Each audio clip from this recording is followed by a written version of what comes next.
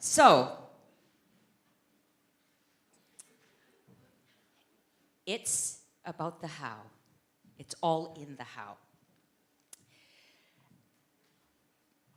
I'm not going to talk about all the tools in marketing because you've probably become experts in much of it yourself.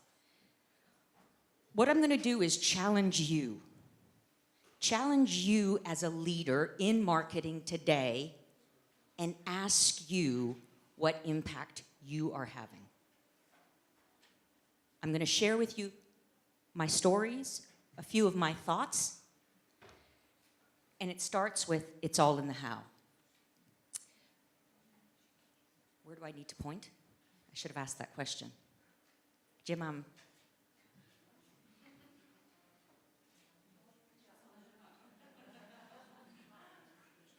okay, I can do solo. I can do without slides. Co mam zrobić? A gdzie? Tutaj? Okay. So, the holy grail in business today is the word engagement. Marketers want to engage consumers. Employers want to engage their employees.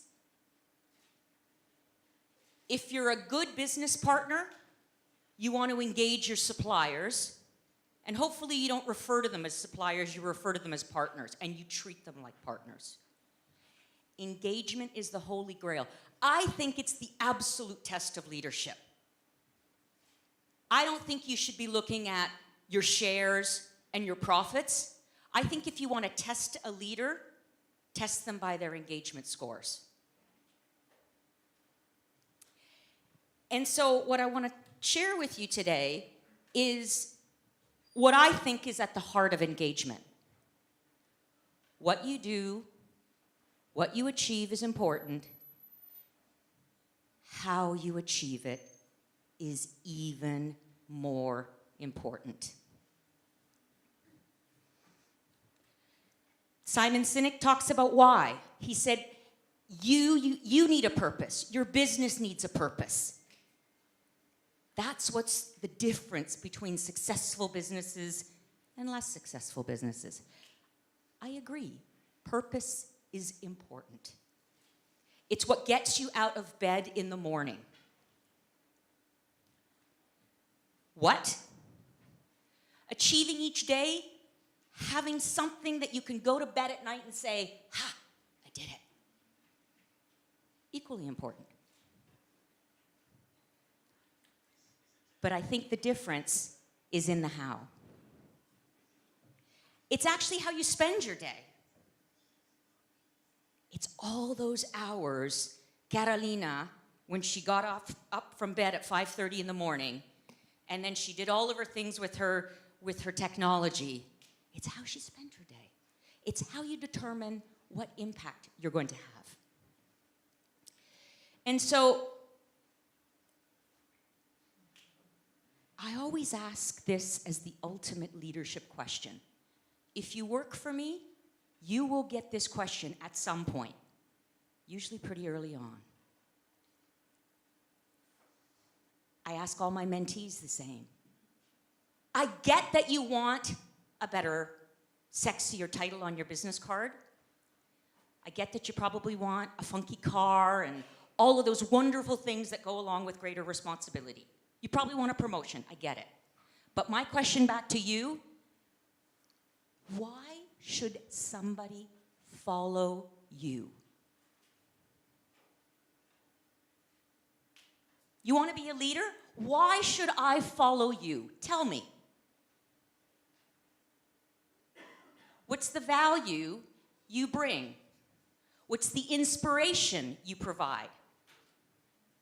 Are you going to encourage me to learn?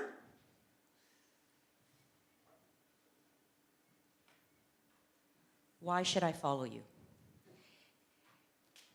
And for me, that how, it's all in the environment you create around you.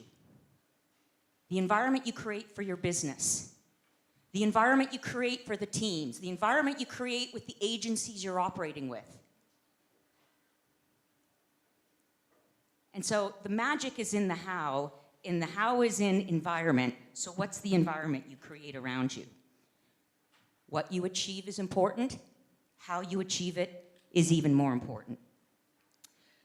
Okay, great, Jakubowska. Thank you very much for that theory. Tell us, sister, how do you do it? So I'm an extraordinarily visual person.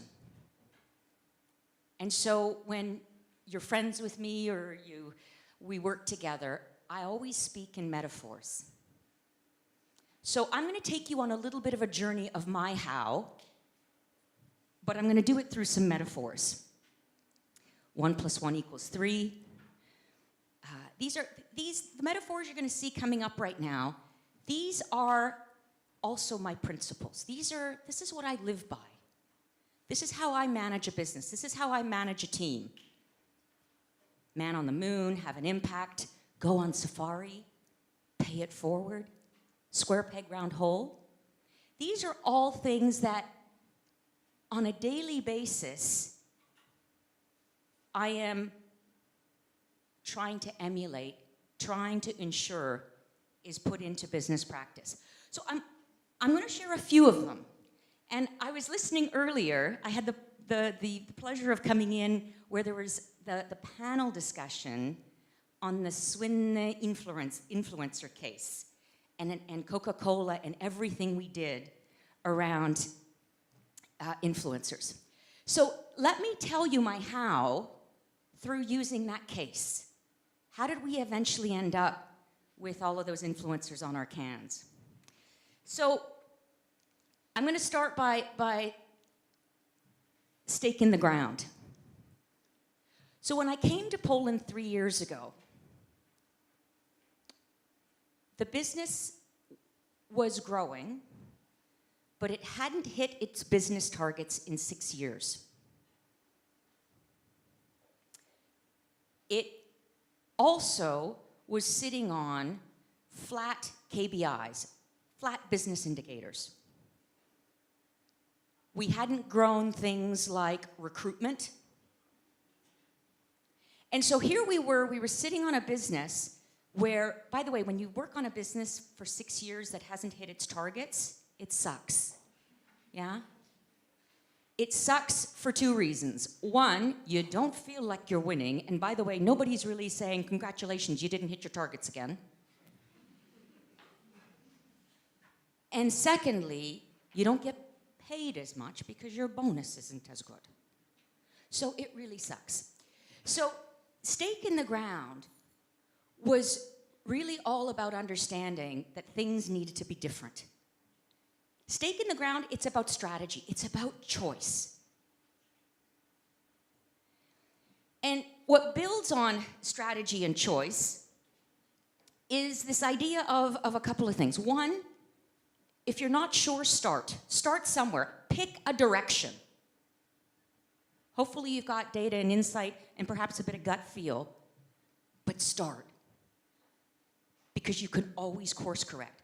What happens in a lot of businesses is you get paralyzed by trying to figure out what's the right thing to do, and then you're too slow to make the decision. And then, of course, once you start, you've also got to have a bit of plan and insight. So the stake in the ground for me when I got here was, if nothing else, we had to build a legacy for tomorrow. And that meant we had to get teen recruitment up. We had to get teen recruitment growing again.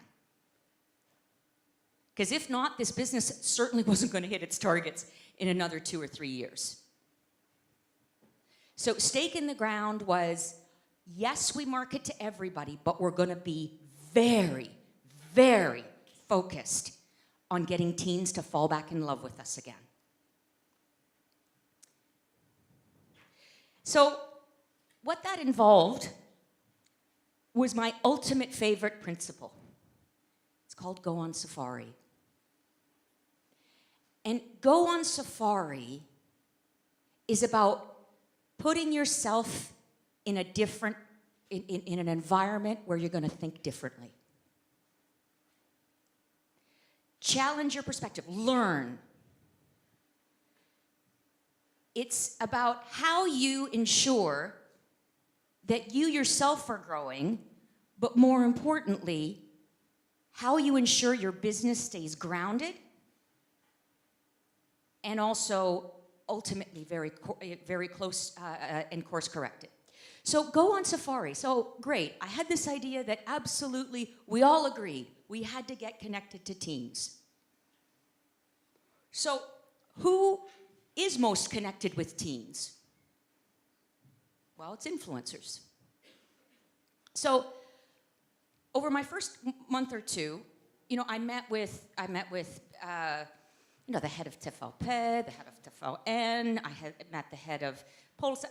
I met with all the traditional media channels and was doing my round of getting to know the business and introducing myself and understanding what all our business partners were looking at.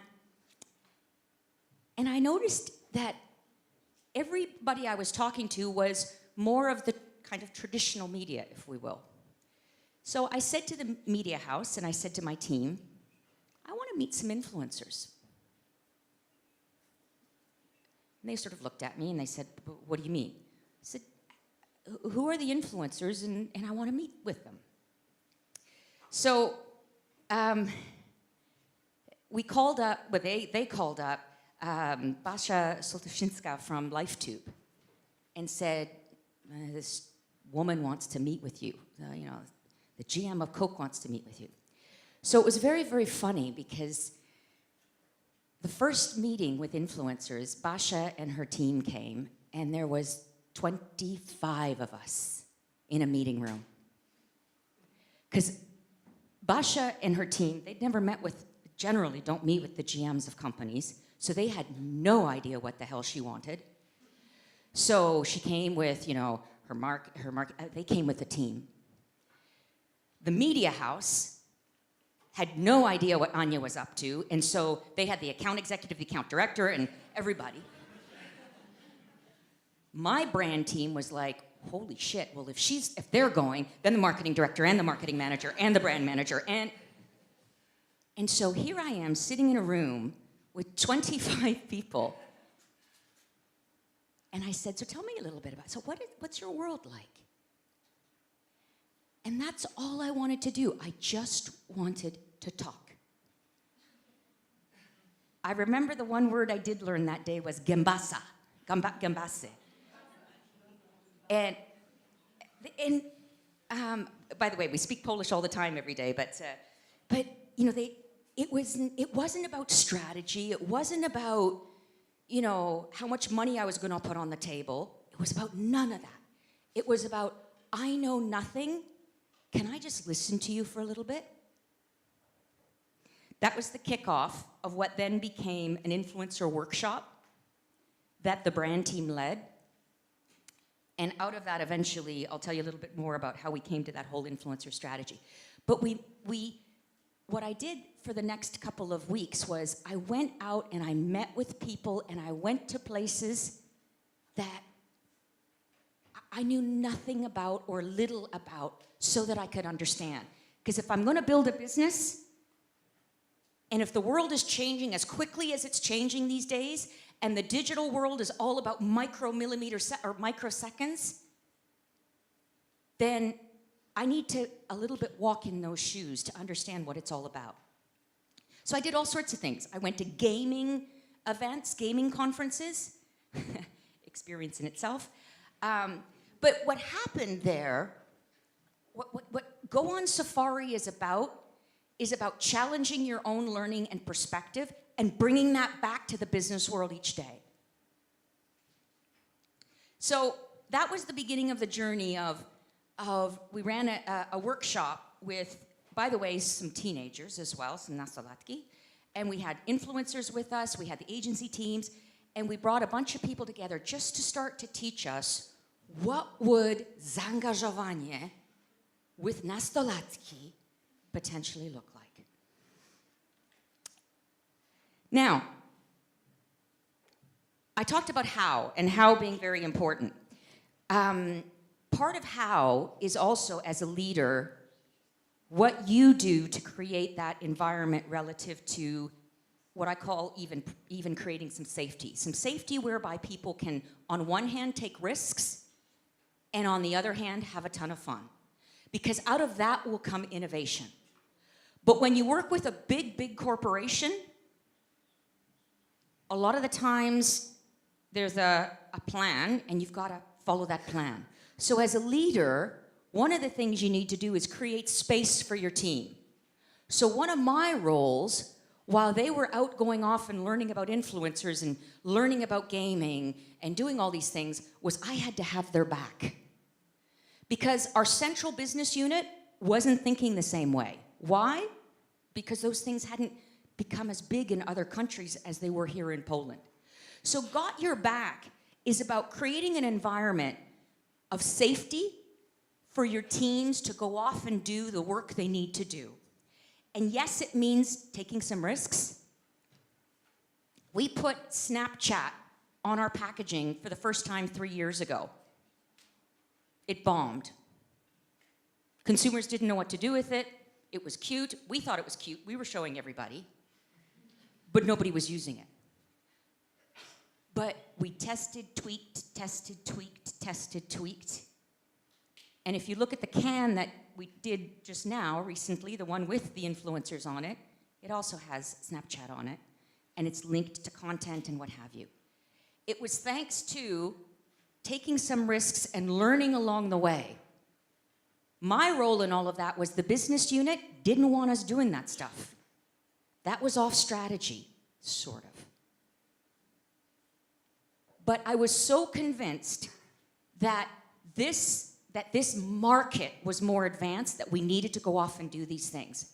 And so my role was, how could I create some space so that these guys could test, get a bit of sales, get a bit of share gain, and then come back to the business unit and say, look, we tried this cool little idea, and we think it's working. Which, by the way, Poland now is the benchmark for digital and social in Coke in Europe, largely because of the work that was started on influencer work. But how did it come together? It came together, and I love my little math lesson here, that in Polish, 2 plus 2 równie się 5, but in English, it's 1 plus 1 equals 3. So, same sense, obviously different math. But the power here is in collaboration. Collaboration in two ways. One, no functional silos exist. If people come into my office and say, well, legal won't let us do this, and, well, the communications team doesn't like that, the meeting is officially over. Because if you want to bitch about them, have them in the room here. Then you bitch about them. But if not, you guys go figure it out. If you can come up with a solution, fantastic. If you can't, both of you come and talk to me. Breaking down functional silos is critical. Why? Because none of us, absolutely none of us, has an exclusivity on knowledge. And so you have to benefit from the insights and the knowledge and the experience of your functional cohorts. And that's true also about the agencies. So when we do those workshops with the influencers, there are as many external players, our media house, our ATL agency, our BTL agency, our digital. Everybody's in the room working that idea together. How we got it so integrated over the last 6 months to a year wasn't because there was a brand man, but by the way, there was a fantastic brand manager, Ula Szymczyk, now Ula Jaworska. Ula was amazing and passionate. By the way, she was specifically put in that role. But did she do it on her own? No bloody way. She was able to lead a cross-functional, multi-sector, multi-partner team that became so integrated in the ideas of how to bring influencers to life, how to engage with them, leverage them in ways that would be relevant to teens. And we even brought those influencers and the managers of those influencers and what have you into our meetings, to the point where they'd be brainstorming on our behalf. We built relationships with them. We didn't treat them like suppliers. We didn't treat them like shit, tell them what they have to do, and by the way, here's your role, and get it to us by Monday. We invited them into the strategy. We invited them into the process, and they were as much contributors to the content as we were in terms of contributors and creators as we were. And we did all sorts of fun things. When we got Margaret to do the Christmas song 2 years ago, between Universal and Facebook and Margaret and everybody, we all decided, let's launch the song on Facebook. Let's launch it through social. Within the first 3 or 4 hours, it was at 1.5 million views. I was on the phone with Margaret's manager 2 days ago. It was his birthday. And he said, you know, Anya, to this day, we still get requests for her to do that song. Everybody thinks it's her song. They don't realize it's Coke's song. We always get requests to do it. It's because of the partnership we created. It was because of the barriers we broke down. It's because of the ability to how we brainstormed and how we got people committed to the ideas that they grew and they grew and they grew over time. And so I'm going to close this out by just kind of summarizing a little bit, because again, there's a lot of principles to building your how. But one of the ones I also, when I'm working with my teams on, and when I'm working and mentoring people, I always say that you should really work beyond your job description. If you're working within the flows of your own job description, that's your fault. Your ability to impact is far greater than the few words that are written on paper that say, here's what you're supposed to do. Do what you're supposed to do, by the way. But then the tip I always say to people is, if you want to be promoted, if you want more responsibility, act as if you already have it. Act as if you already have it. Run your projects as if you were also the marketing director and not just, quote unquote, the brand manager. Because all of a sudden that starts to trigger other thinking. Have an impact is about the initiative.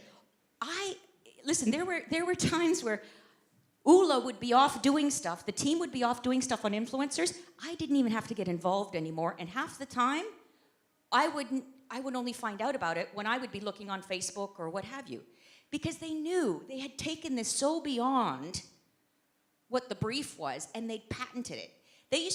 Their favorite thing was when they would come in and take me through programs, and they would show me new apps and new applications, and when I would have this completely white face, because I had no idea what they were talking about, they'd say, yeah, exactly, Anya. This is perfect, because, honey, you're not in our target. And so they'd come in and they'd share music with me with music artists that I had never heard of. They would share applications and that was almost their test. If Jakubowski doesn't know it, fantastic, we're on to something. But it's all about encouraging people and so that they all of a sudden start to operate beyond the walls that you're trying to put them in. So the influencer program has been fantastic for us. It's got to the point where Poland is. I had the pleasure of having an interview earlier today, and one of the questions I was asked is, how is Poland relative to other countries in the whole area of social and digital? And I said, ahead. My answer was ahead. In Coca-Cola, won't tell you the exact amount, but we spend the highest percentage of social and digital, percentage-wise, of our budget is in Poland. Above any other country. I think the number 2 country might be Switzerland, if I'm not mistaken, but about 5%, even by a 5% gap. It's a significant amount. When you look at influencer strategy, they ran a workshop in Coke here in Poland so that the Polish team could teach them how are we doing social and digital. Now, we had to earn that. We had to earn it, because if we just put influencers on cans, I can promise you, Atlanta would not have accepted that 2 years ago. So,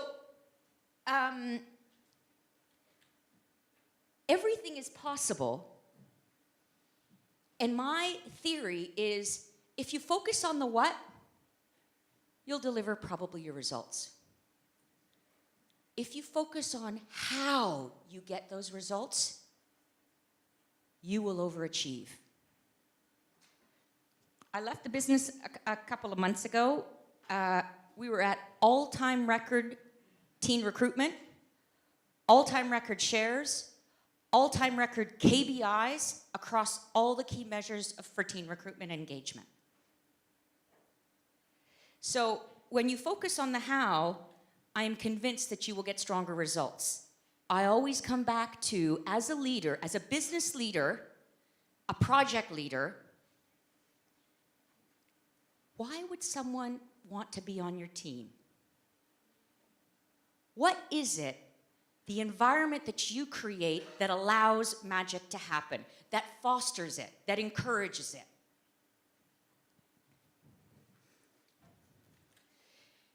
And the conversations that I have with my teams are really all about asking them to tell me, how is it they're creating engagement around them? Jovita, c'est tout.